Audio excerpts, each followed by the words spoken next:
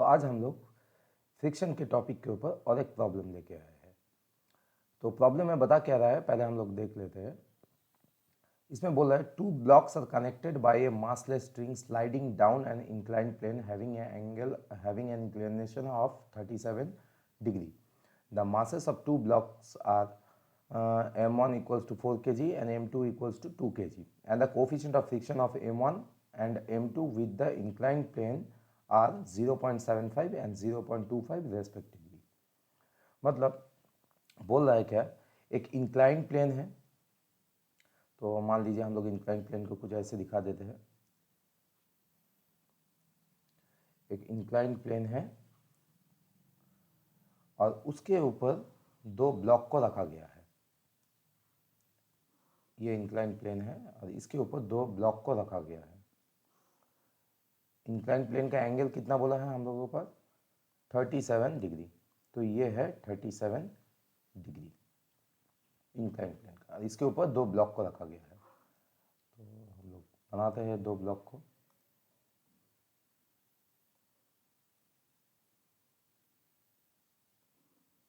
तो एक ब्लॉक को तो हम लोग प्लेस कर दिए, दूसरा ब्लॉक को भी ले जाके हम लोग प्लेस कर दिए, दोनों ब्लॉक को प्लेस कर दिए हम लोग।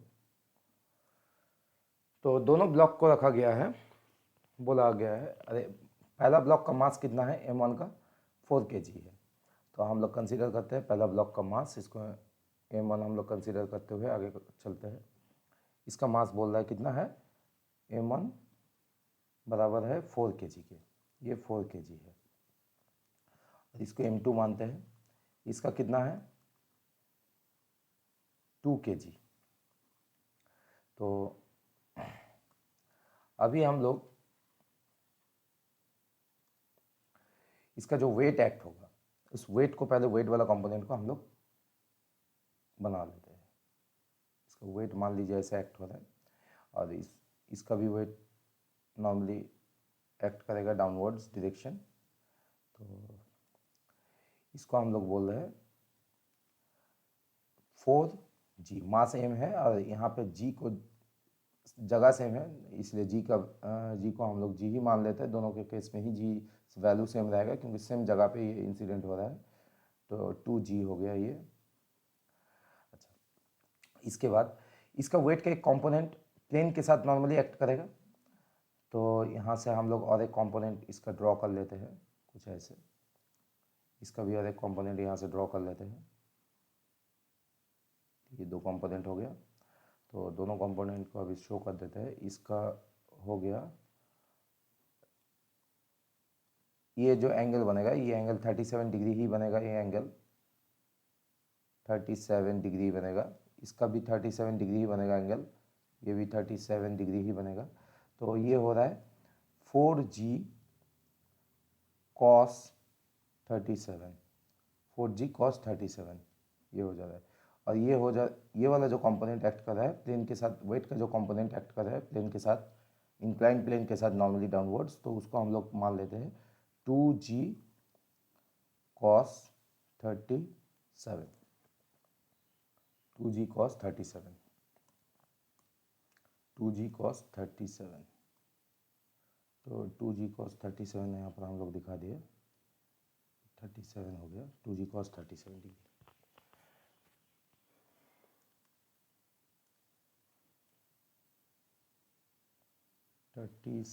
डिग्री। अच्छा, यहाँ पर जो नॉर्मल इसका force act, normal reaction act करेगा, इसको हम लोग n से डिनोट कर देते हैं। इसको मान लीजिए हम लोग n1 बोल देते हैं और इसको n2 बता देते हैं। इसका वेट का और एक कंपोनेंट कैसे एक्ट करेगा, डाउनवर्ड्स एक्ट करेगा। ये तो एक कंपोनेंट हो गया, दूसरा कंपोनेंट मतलब parallel to the plane act करेगा। तो ये दो कंपोनेंट हो गया, parallel to the plane act कर रहा है। तो इसको हम लोग बोलते हैं, इसको हम लोग बता रहे हैं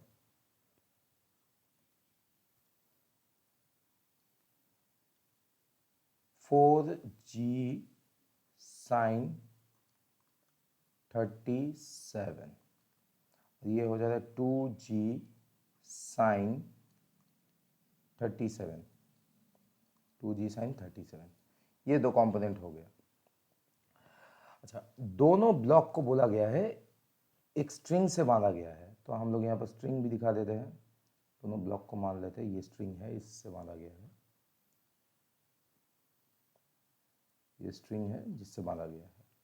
तो एक टेंशन तो एक्ट करेगा इसके अंदर, एक टेंशन एक्ट करेगा। तो चलिए टेंशन को भी हम लोग दिखा देते हैं, टेंशन एक्ट कर रहा है मान लेते हैं, ये टेंशन एक्ट हो रहा है, टी दिखा देते हैं इसको, एक टेंशन एक्ट हो रहा है यहाँ पर, टी से हम लोग रिप्रेजेंट कर दिए। तो डायग्राम कुछ ऐसा बना,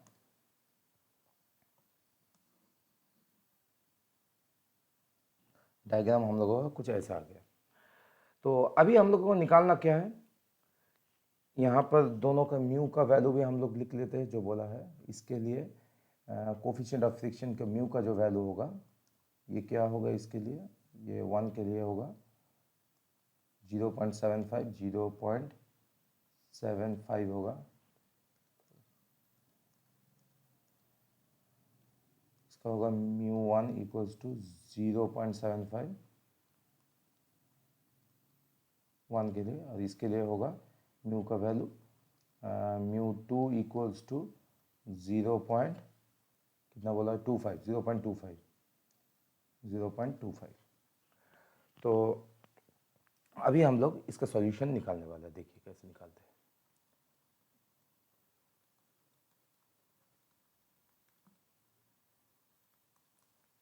तो हम लोग ये टोटल ब्लॉक, ये जो टोटल ब्लॉक है, टोटल ब्लॉक का हम लोग सिस्टम, एक सिस्टम कंसीडर कर देते हैं, ये दोनों को मिला के एक सिस्टम कंसीडर करते हैं। तो सिस्टम कंसीडर करने के बाद हम लोग क्या बोल सकते हैं, ब्लॉक किधर जा रहा है, 2 blocks connected by a massless string sliding downwards, मतलब नेट जो एक्सीलरेशन बन रहा है ब्लॉक का वो किधर बन रहा है, नीचे की तरफ, ये ब्लॉक स्लाइड कर रहा है नीचे की तरफ, मतलब नेट फोर्स इसमें 0 नहीं है। तो हम लोग ऐसे बोल सकते हैं net force on the block system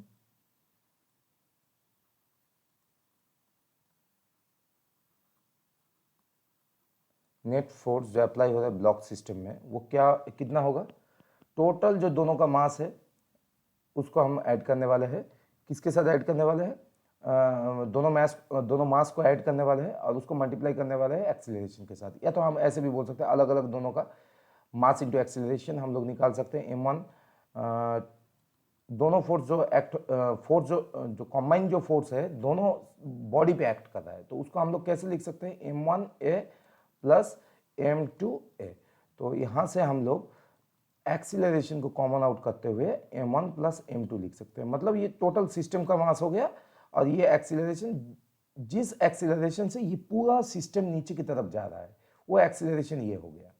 तो इसीलिए हम लोग बोल रहे हैं net force on the block system, जो ब्लॉक सिस्टम के ऊपर नेट फोर्स एक्ट हो रहा है, कुछ तो नेट फोर्स एक्ट हो रहा है तभी जाके एक ब्लॉक नीचे की तरफ, पूरा सिस्टम नीचे की तरफ जा रहा है विद सम एक्सीलरेशन। तो कुछ एक्सीलरेशन उसके अंदर में है, कुछ एक्सीलरेशन से वो नीचे की तरफ जा रहा है, तो इसीलिए हम लोग बोल सकते हैं जो नेट फोर्स एक्ट हो रहा है पूरा सिस्टम के ऊपर वो 0 नहीं हो सकता है, तो नेट फोर्स में कुछ वैल्यू है। तो इसीलिए टोटल जो सिस्टम है उसका मास कितना होगा, दोनों का समेशन होगा, यानी 4 kg प्लस 2 kg, ये दोनों होगा 6 kg, यानी इसको मैं बोल सकता हूँ A इक्वल्स टू 4 प्लस 2 यानी 6A, ये हो जाता है 6A अपना टोटल नेट फोर्स जो हम लोग एक्ट कर रहे हैं। इसके बाद हम लोग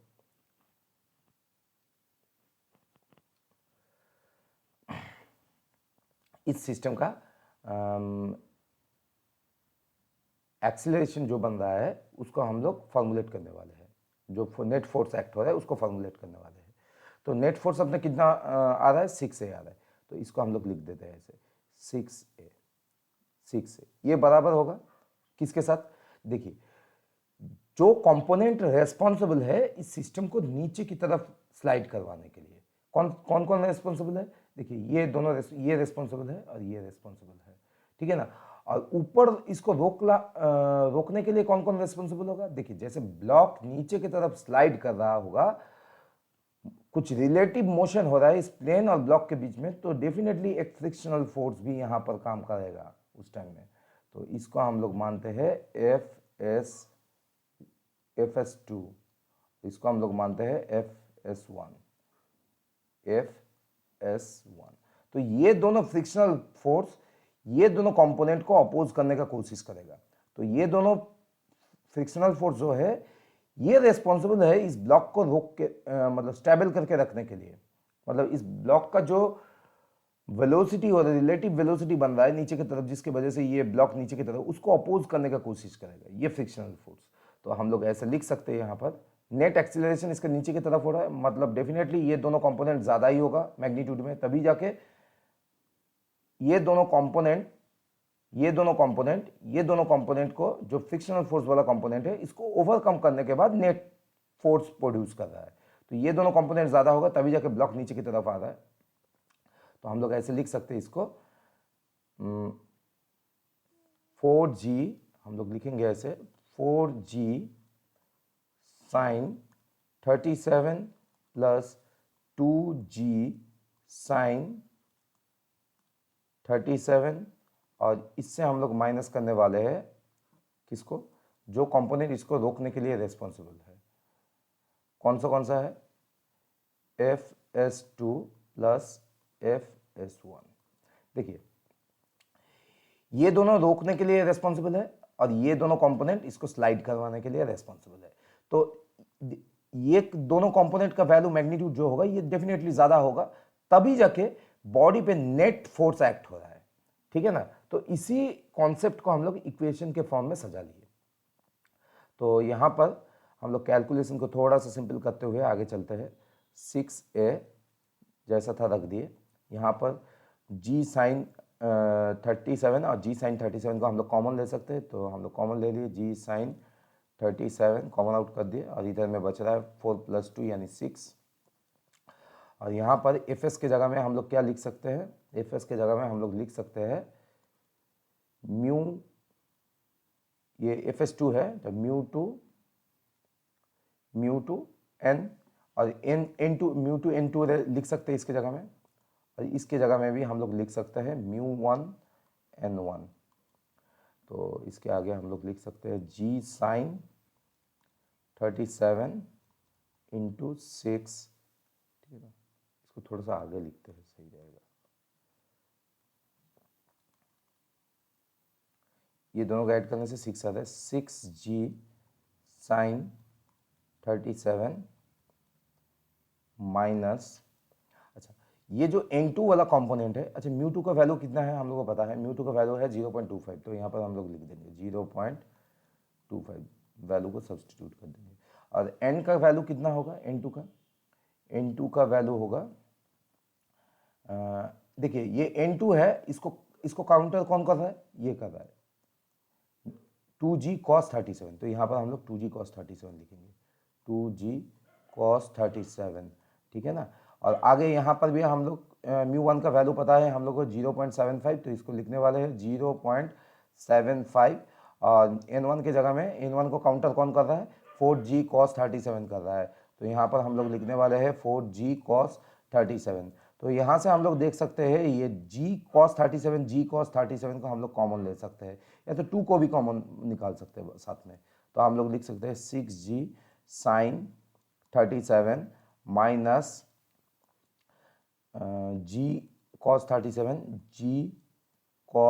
37, और इधर में आ रहा है 0.25 × 2 प्लस 0.75 × 4। तो ये दोनों का हम लोग अभी सभी का वैल्यू सब्सटीट्यूट करने वाले हैं। ये कितना होगा 9.8 हम लोग डाल दिए यहाँ पर वैल्यू इसका। साइन 37 का वैल्यू हम लोग को बताया गया है 0.6, तो हम लोग यहाँ पर भी लिख दिए 0.6, और G का वैल्यू हम लोग ऑलरेडी जानते हैं 9.8, फिर हम लोग यहाँ पर लिख दिया। कॉस का वैल्यू हम लोग को दे दिया है 0.8, तो हम लोग 0.8 इसको लिखेंगे, और ये 0.25 × 2 करने से आ रहा है 0.50, तो हम लोग इसको लिख दिए 0.50, और ये 0.75 × 4 करने से आ रहा है 3, तो इसको भी हम लोग लिख दिए। तो प्रॉब्लम को सिंप्लीफाई करते हैं अभी। तो प्रॉब्लम को सिंप्लीफाई करेंगे तो 6a इक्वल्स टू, हम लोग इसका वैल्यू को अगर हम लोग सिंप्लीफाई करेंगे तो हम लोग आएगा 35.28 आ रहा है, और इसका वैल्यू आ रहा है करने से 7.84, ये 3.50।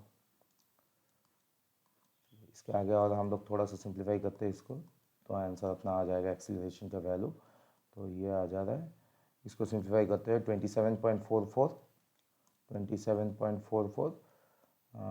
तो अपना वैल्यू बच रहा है वैल्यू अपना बच रहा है 7.84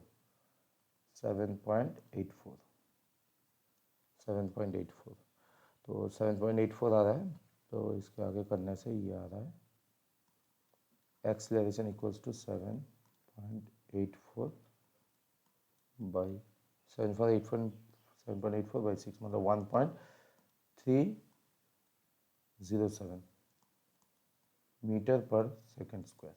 तो ये अपना पहले एक्सीलरेशन का वैल्यू आ गया जो हम लोग को रिक्वायर्ड था। तो एक्सीलरेशन इक्वल्स टू हम लोग बोल सकते हैं 1.307 मीटर पर सेकंड स्क्वायर। तो ये अपना पहला वैल्यू जो रिक्वायर्ड था वो आ गया। तो ये अपना पहला आंसर हो गया, आंसर ए। तो हम लोगों को कॉमन एक्सीलरेशन निकालने बोला था, तो दोनों का कॉमन एक्सीलरेशन हम लोग निकाल दिए। एक्सीलरेशन ऑफ टू मासेस, इसको हम लोग निकाल दिए। अब हम लोगों को निकालना है टेंशन ऑफ द स्ट्रिंग, मतलब ये जो टेंशन एक्ट हो रहा है। तो चलिए इसको भी हम लोग फॉर्मुलेट करते हैं। कॉन्सेप्ट हर एक प्रॉब्लम का एक ही टाइप का है, फार्मूलेट नेट एक्सीलरेशन को यूज़ करते हुए हम लोगों को फॉर्मुलेट करना है पूरा प्रॉब्लम को। तो चलिए देखते हैं। तो देखिए यहाँ पर नेट एक्सीलरेशन बोलो, नेट फोर्स को ध्यान में रखते हुए पूरा प्रॉब्लम सजाना है। तो नेट फोर्स जो एक्ट हो रहा है किसी भी एक ब्लॉक का कंसीडर कर लेते हैं, मान लीजिए ब्लॉक 2 का कंसीडर कर लिए, ठीक है ना। तो नेट फोर्स इक्वल्स टू हम लोग क्या बोल सकते हैं, m2 इंटू ए। नेट फोर्स कितना होगा, अगर मैं ब्लॉक 2 का कंसीडर कर रहा हूँ तो m2 इंटू ए होना चाहिए। नेट फोर्स इसके ऊपर एक्ट होगा, और इसके ऊपर नेट फोर्स कितना एक्ट होगा, जो कंपोनेंट इसका रेस्पॉन्सिबल कंपोनेंट कौन है, जो नीचे इसको लेके आ रहा है, इसका रेस्पॉन्सिबल कंपोनेंट ये है 2g sin 37, जो कि इसको नीचे की तरफ ला रहा है, ठीक है ना। और इसको रोक कौन रहा है, अगर मैं केवल ब्लॉक 2 को कंसीडर करूंगा तो यहाँ पर दो कंपोनेंट बन रहा है। अगर हम लोग देखेंगे टेंशन इधर एक्ट होगा, दो कंपोनेंट बन रहा है। एक तो आपका Fs2 हो रहा है जो फ्रिक्शनल फोर्स एक्ट हो रहा है, और ये टेंशन जो एक्ट हो रहा है। तो दो कंपोनेंट्स यहाँ पर बन रहा है। तो इसीलिए हम लोग लिख सकते हैं mg sin 37 minus Fs2 plus tension, ठीक है ना। ये दोनों कंपोनेंट इसको रोकने के लिए रेस्पॉन्सिबल है अपनी जगह पे, और ये इसको नीचे स्लाइड करवाने के लिए रेस्पॉन्सिबल है। तो जो दोनों का डिफरेंस बन रहा है वही नेट फोर्स इस ऑब्जेक्ट के ऊपर अप्लाई हो रहा है। तो नेट फोर्स इसलिए हम लोग लिख सकते हैं ऐसे। तो इसके आगे हम लोग इसको थोड़ा सा सिंप्लीफाई करेंगे तो आ जाएगा। मास इसका कितना है, 2 है, मतलब यहाँ पर हम लोग लिख सकते हैं 2 इंटू 9 पॉइंट, एकदम वैल्यू को बैठाते हुए जाएंगे। साइन 37 का वैल्यू हम लोग को पता है 0.6 है, 0 पॉइंट प्रॉब्लम में दिया हुआ है, 0.6 हम लोग पुट कर लिए। और जो मास इंटू एक्सीलरेशन बन रहा है, इसका मास हमको पता है 2 है, और एक्सीलरेशन भी यहाँ से पता है 1.307 हम लोग निकाल चुके, 1.307 पुट कर दिए इसको। तो ये आ गया। और एफ एस की जगह में हम लोग क्या लिख सकते हैं, म्यू एस, मतलब म्यू एस इसका कितना था, म्यू एस हम लोग यहाँ पर लिख सकते हैं म्यू टू इंटू n2 होगा, प्लस टेंशन जो भी है उसको हमको निकालना है, तो रख दिए ऐसे। तो इसके आगे हम लोग ऐसा करके लिख सकते हैं, इसका वैल्यू आ रहा है 2.61, और इसका वैल्यू बन रहा है 11.76, इस टर्म का वैल्यू बन रहा है 11.76। तो माइनस म्यू का वैल्यू हम लोगों को पता है, म्यू का वैल्यू यहाँ पर दिया है 0.25, 0.25 और N2 कितना है, N2 है 2g cos 37, तो यहाँ पर हम लोग लिख दे रहे 2 इंटू 9.8 इंटू cos 37 यानी 0.8 लिखेंगे हम लोग, 0.8 प्लस टेंशन जो एक्ट हो रहा है। तो इसको सिंप्लीफाई करते हुए हम लोग लिख सकते हैं 2.61 इक्वल्स टू 11.76 माइनस इसका वैल्यू टोटल आने वाला है, इसका माइनस टेंशन, और ये आने वाला है माइनस 3.92। तो यहाँ से हम टेंशन का वैल्यू लिख सकते हैं। टेंशन क्या होगा, टेंशन यानी इधर टेंशन में माइनस में है तो हम लेफ्ट में ला लिए इसको, और बाकी को राइट में सब लेके जा रहे हैं। तो 11.76 माइनस 3.92 माइनस 2.61 इक्वल्स टू मेरा आ रहा है, टेंशन का वैल्यू आ रहा है 5.23 न्यूटन, 5.23 न्यूटन। तो अपना जो टेंशन बन रहा है उसका वैल्यू आ रहा है 5.23 न्यूटन। तो ये अपना आ गया दूसरा आंसर, जो है टेंशन निकालने बोला था, ये अपना दूसरा आंसर आ गया, आंसर 2। तो एक बार प्रॉब्लम को हम लोग डिस्कस कर लेते हैं। तो देखिए यहाँ पर हो क्या रहा था, बोला गया है दोनों ब्लॉक को यहाँ पर लगाया गया है एक दूसरे के साथ स्ट्रिंग से। तो ऊपर वाला ब्लॉक का 4 kg मास है और नीचे वाला ब्लॉक का 2 kg मास है। हाँ, तो इसलिए हम लोग बोल सकते हैं, तो इस ब्लॉक के ऊपर इसका वेट एक्ट होगा 4g, तो इसीलिए हम लोग इसको 4g लगा दिए यहाँ पर, जो कि एक्ट डाउनवर्ड्स होगा, और यहाँ पर 2g डाउनवर्ड्स एक्ट होगा। तो इसका दो कंपोनेंट रहेगा, पहला तो कंपोनेंट जो नॉर्मल टू द प्लेन रहेगा उसको हम लोग लिख दिए 4g cos 37, और जो और एक कंपोनेंट रहेगा पैरेलल टू द प्लेन, ये है 4g sin 37। तो इसका भी सिमिलरली 2g cos 37 और 2g sin 37। तो इसका कोफिशिएंट ऑफ फ्रिक्शन दिया हुआ है 0.75, और इसका भी कोफिशिएंट ऑफ फ्रिक्शन दिया हुआ है 0.25। तो एक टेंशन एक्ट होगा। अब ब्लॉक का नेट एक्सेलरेशन नीचे की तरफ है, तो नेट फोर्स इसका ब्लॉक का एक्सेलरेशन नीचे की तरफ है, तो नेट फोर्स इसके ऊपर जीरो तो नहीं हो सकता, कुछ फोर्स है तभी जाकर एक्सेलरेशन क्रिएट हो रहा है। तो हम लोग कुछ ऐसे बोल सकते हैं इसको। तो ब्लॉक जब नीचे की तरफ आता है, दोनों ब्लॉक के ऊपर ही एक फ्रिक्शनल फोर्स काम करेगा जो कि ऑपोजिट डायरेक्शन में। तो इसी को नेट एक्सेलरेशन को हम लोग सजा दिए। नेट एक्सेलरेशन को हम लोग m1a प्लस m2 नेट जो फोर्स अप्लाई हो रहा है उसी को हम लोग सजा लिए।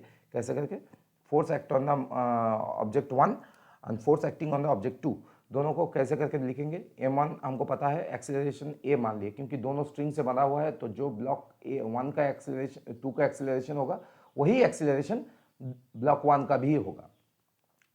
तो दोनों का मास को सब्सटीट्यूट करते हैं हमको फोर्स, नेट फोर्स जो अप्लाई हो रहा है उसका वैल्यू मिल गया 6 है, उसका एक्सप्रेशन मिल गया 6 है। तो इस नेट फोर्स को हम लगा दिए इक्वल्स टू करके, जो कंपोनेंट रेस्पॉन्सिबल है इसको नीचे लाने के लिए। कौन सा कंपोनेंट रेस्पॉन्सिबल है, ये 4g sin 37 और 2g sin 37, ये दोनों रेस्पॉन्सिबल है इसको नीचे लाने के लिए, और दोनों फ्रिक्शनल फोर्स रेस्पॉन्सिबल है इसको रोकने के लिए। तो इसीलिए हम लोग, क्योंकि ऑब्जेक्ट टोटल सिस्टम नीचे की तरफ आता है, तो जो रेस्पॉन्सिबल है नीचे लाने के लिए उसी का मैग्नीट्यूड ज़्यादा है, इसीलिए ये ऑब्जेक्ट नीचे की तरफ आ रहा है। तो इसीलिए हम दोनों को ऐड करके और दोनों फ्रिक्शनल फोर्स को सब्सटीट्यूट कर दिए। फिर म्यू फ्रिक्शन के जगह में हम लोग म्यू एस एन लिख दिए इसका फॉर्म, और इसका वैल्यू सब्सटीट्यूट कर दिए दोनों केस के लिए अलग अलग से। तो एक्सेलरेशन हम लोगों को मिल गया, और इसी एक्सेलरेशन को हम लोग केवल नेट फोर्स जो यूज़ हो रहा है ब्लॉक 2 के ऊपर, इसके लिए हम लोग अप्लाई किए। तो इसके लिए m2 इंटू ए होगा, और इसके लिए नीचे का कंपोनेंट है ये जो नीचे ला रहा है, और जो रोक रहा है, यहाँ पर दो कंपोनेंट एक्ट हो रहा है, एक तो टेंशन और दूसरा है ये इसका ब्लॉक का फ्रिक्शनल फोर्स। तो ये दोनों का ऐड करके माइनस कर दिए, घटा दिए इससे। तो यहाँ से हम देख पा रहे हैं सभी वैल्यू मेरे पास नोन है केवल टेंशन को छोड़ के। तो इक्वेशन को सिंप्लीफाई करते हुए टेंशन का वैल्यू 5.23 न्यूटन हम लोगों को मिल गया।